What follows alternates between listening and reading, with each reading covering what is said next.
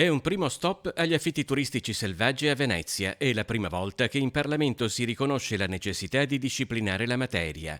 L'emendamento al decreto legge aiuti presentato dal deputato veneziano Nicola Pellicani è stato approvato in commissione alla Camera. Assegna al Comune la facoltà di individuare i limiti massimi temporali e di case che possono essere affittate ai turisti.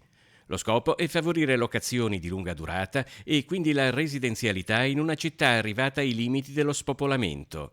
La norma terrà comunque conto della funzione di integrazione al reddito di chi affitta un'unica abitazione. Quello che avviene in tutta Europa, avviene a Barcellona, avviene ad Amsterdam, avviene a Berlino, avviene a Ginevra, avviene a New York. Dappertutto c'è una disciplina. Si farà nelle principali città occidentali, ma la reazione di Giorgio Spaziani Testa, presidente di Confedilizia, l'associazione dei proprietari di casa, non è stata entusiasta.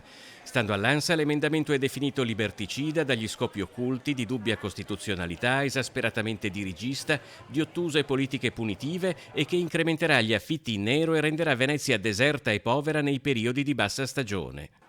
Diverso il commento del sindaco di Venezia Luigi Brugnaro, che rivendicando contributo e sostegno alla stesura dell'emendamento ha definito il turismo una risorsa fondamentale che però va regolata e regolamentata per trovare un equilibrio tra chi vive in città e chi viene a visitarla e salvaguardare così l'identità di Venezia.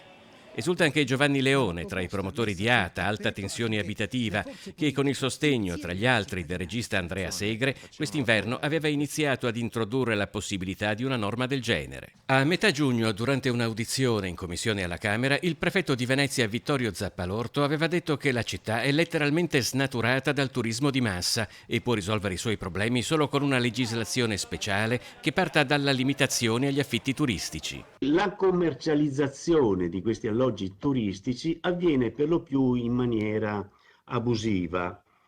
È organizzata da agenzie internazionali che hanno sede in altri paesi e quindi comporta una forte elusione anche di quelle che possono essere le imposte.